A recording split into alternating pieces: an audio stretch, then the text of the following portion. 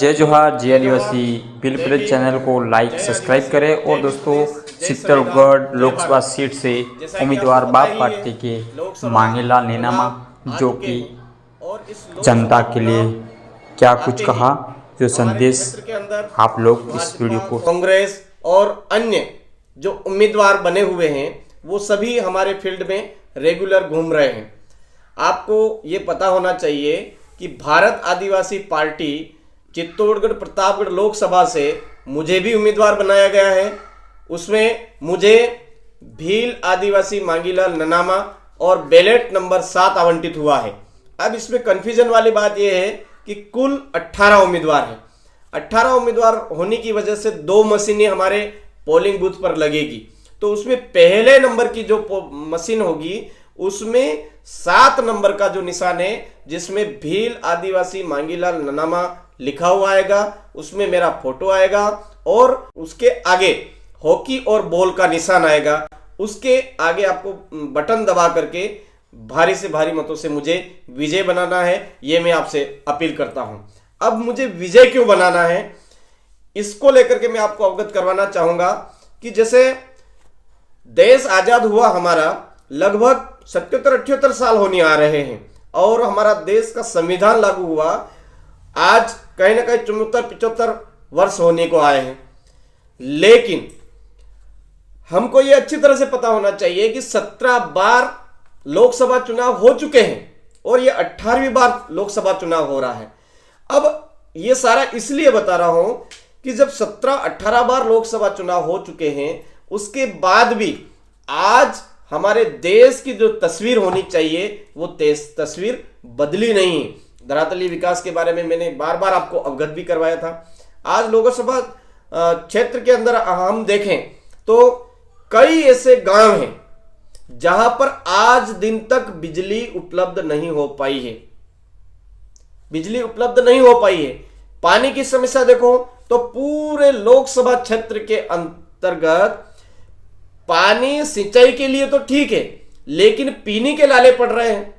वो कभी नजर नहीं आता है भाजपा और कांग्रेस के नेताओं को जो अभी फील्ड में दौड़ रहे हैं। उसके बाद में सड़कों की स्थिति देख लें तो हम यूं सोच रहे थे कि केवल हमारी प्रतापगढ़ विधानसभा के अंदर ही सड़कों की स्थिति खराब है, लेकिन हमने बेगूसराय में इंटरव्यू दे रहे थे और वो बोल रहे थे कि हमने नवोदय विद्यालय खुलवा दिया, हमने ये करवा दिया, वो करवा दिया। अरे हम मानते हैं आपने खुलवा दिया तो वो कोई आपने एहसान नहीं कर दिया है। हम आज आपसे पूछना चाहते हैं कि प्रतापगढ़ विधानसभा के अंदर कितने बीएड कॉलेज हैं, कितने एसटीसी कॉलेज हैं, कितने हमारे एग्रीकल्चर को लेकर के हैं, कितने पॉलिटेक्निक कॉलेज हैं, लोगों के स्वरोजगार के लिए, युवाओं के स्वरोजगार के लिए कौन सी योजना आपने लागू करी, पानी के लिए कहां कहां पर कौन कौन से बांध बनाए हैं, कैसे आपके पानी उपलब्ध करवाने के लिए क्या किया गया है। ये सारी चीजें जब पूछते हैं तो वो कहीं ना कहीं घुमा फिरा करके जवाब देते हैं। आज हमारे यहां पर कई लंबे समय से रेल की मांग चल रही है कि हमारे यहां पर रेलवे लाइन होनी चाहिए। रेलवे लाइन तो छोड़ो, हमारे गांवों को कहीं तक रोडवेज बस उपलब्ध नहीं हो पा रही। कई सारे ऐसे गांव हैं जहां पर आज भी सुबह से शाम तक बस का इंतजार करना पड़ता है। जीप के अंदर जान जोखिम में डाल करके लोगों को जाना आना पड़ता है, टेम्पो में जान जोखिम में डाल करके जाना आना पड़ता है। और कहीं ना कहीं पुलिस प्रशासन में आम जन कितना परेशान हुआ उसका मुख्य जिम्मेदार कौन है, आप विचार करिए इस बात को लेकर के। सबसे ज्यादा पशुतापूर्ण जो व्यवहार किया वो भाजपा की सरकार ने किया है।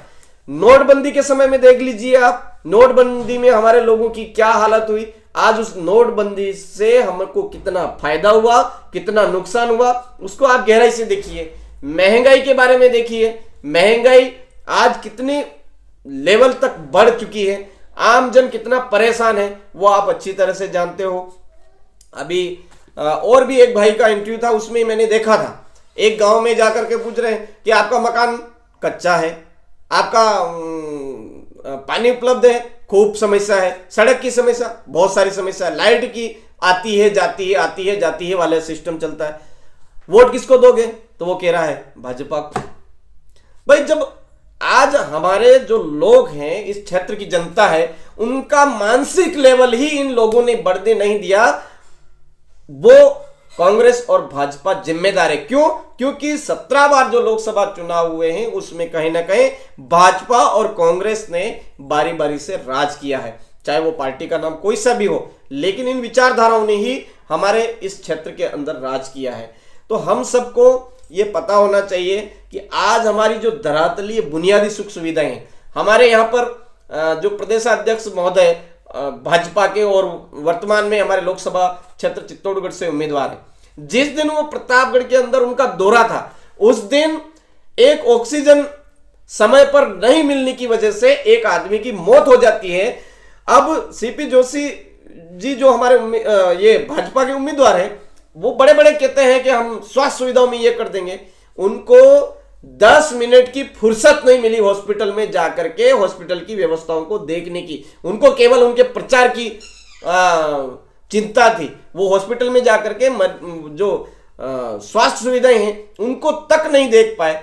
आज स्वास्थ्य सुविधाओं के मामले में देखिए, किसी भी विधानसभा के अंदर में दौरा किया है, मैंने घुमा हूं मोटरसाइकिल से, तो मुझे ये मिला है कि कहीं पर भी स्वास्थ्य सुविधाएं हमारे को आज पर्याप्त मात्रा में नहीं उपलब्ध हो पा रही है। जो मिलनी चाहिए वो नहीं मिल रही है, और मिल भी रही है तो घूसखोरी के माध्यम से मिल रही है, भ्रष्टाचारी के माध्यम से मिल रही है। आज डिलीवरी करवाने के लिए भी हमारे लोगों को कहीं ना कहीं डायरेक्ट इनडायरेक्ट पैसे देने पड़ रहे हैं, अनावश्यक परेशान होना पड़ रहा है। प्रत्येक हॉस्पिटल के अंदर, हम गवर्नमेंट हॉस्पिटल के अंदर ब्लड डोनेट करने वालों की कभी कोई कमी नहीं पड़ती, एक के बाद में एक ब्लड डोनेट करते हैं, लेकिन मरीजों को कभी ब्लड जिसको जरूरत होती है उस समय में अंधाधुंध ब्लड दिया ही नहीं जाता, उसको अनावश्यक परेशान कर दिया जाता है, यहां तक कि वो मौत के मुंह में चला जाता है तो भी ब्लड नहीं दिया जाता है। ये इनकी शासन व्यवस्था है मेरे साथियों। और हम लोग आज अंधे होकर के बीजेपी बोल रहे हैं, अंधे होकर के कांग्रेस बोल रहे हैं। थोड़ा विचार करिए, देश आजाद हुआ, संविधान लागू हुआ, हमारा 75 साल हो गए हैं, आज चुनाव हुए, आज कम से कम कितने 17वीं 18वीं बार चुनाव, 18वीं बार इस बार चुनाव होगा। तो ये सारी चीजें हमको थोड़ा सा गहराई से देखने की जरूरत है कि कब तक ये लोगों को बेवकूफ बना बना करके हमारे ऊपर राजनीतिक रोटियां सेकते रहेंगे। आपको ये पता होना चाहिए कि हमारा अभी भाजपा बोल रही है कि अब की बार 400 पार। ऐसा काम क्या कर दिया जो अब की बार 400 पार? वो क्या करना चाहते हैं उस चीज को समझिए। बार बार बोल रहे हैं संविधान बदलने की, उनके अंतर मन की जो बातें हैं वो कहीं ना कहीं भाजपा के नेता उजागर कर रहे हैं। आप विचार करिए, अब की बार 400 पार, आज संविधान बदलने की बात कर रहे हैं, देश का कानून बदलने की बात कर रहे हैं, मतलब देश के अंदर कहीं ना कहीं तानाशाह शासन लाना चाहते हैं। संविधान बदलना मतलब मानव जीवन का जो अस्तित्व है उसको खतरे में डालना है। आज जल, जंगल, जमीन आज कहीं ना कहीं पूंजीपति लोगों के कब्जे में लाने के लिए संविधान बदलने की बात किया जा रहा है। आरक्षण को खत्म करने के लिए कभी किस किस तरह की आवाज उठाई जा रही है। आज हमारे एसटी, एससी, ओबीसी आरक्षित वर्ग जो है उनको सोचना चाहिए कि हमारे बाल बच्चों की मुंडी काटने की बात की जा रही है, एक तरह से उनका जीवन खतरे में डालने की बात की जा रही है। तो हम उसके बावजूद भी हम भाजपा और कांग्रेस कर रहे हैं। क्यों भाई? हमको समझने की जरूरत है कि ये जो संविधान बदलने की बात करने वाले लोग हैं वो तानाशाह शासन लाना चाहते हैं। हमको गलती से भी भाजपा और कांग्रेस को वोट नहीं करना, ऐसा मैं आपसे निवेदन करना चाहता हूं। आज पवन चक्कियां हमारे प्रतापगढ़ जिले के अंदर लगी हुई है, लेकिन पवन चक्कियों से जो उपलब्ध बिजली है वो स्थानीय लोगों को मिल ही नहीं पा रही है, वो पता नहीं कहां जा रही है। अब हमको समझने की जरूरत है कि यह लोग केवल और केवल पूंजीपति लोगों के इशारों पर चल रहे हैं और पूंजीपति लोगों के इशारे के जरिए ही ये भारत देश को गुलाम बनाना चाहते हैं, भारत देश पर कब्जा करना चाहते हैं। इसलिए मैं आपसे निवेदन करना चाहता हूं कि भारत आदिवासी पार्टी बांसवाड़ा डूंगरपुर सीट पर राजकुमार जी रोत खड़े हुए हैं।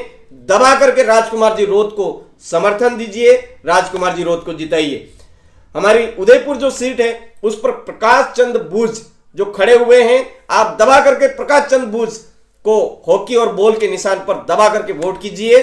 और फैलाई जा रही होगी उन सारी गलतफहमियों को नजरअंदाज करते हुए आपसे मेरा एक ही निवेदन है, बैलेट नंबर 7 जो 1 नंबर की मशीन रहेगी, बैलेट नंबर 7 भील आदिवासी मांगीलाल ननामा और उसके आगे हॉकी बॉल का निशान देख करके दबा करके वोट कीजिए और जिताइए।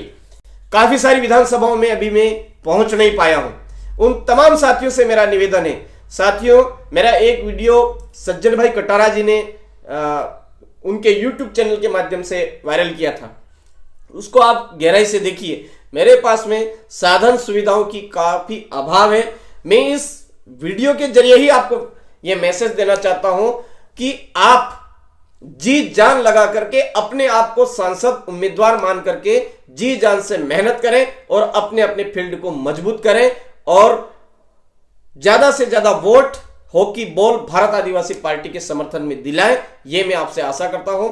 आप तमाम साथियों को खूब खूब जोहार। जय भीम, जय संविधान, जय भारत, जय आदिवासी, जय भील प्रदेश। आप सबकी जय।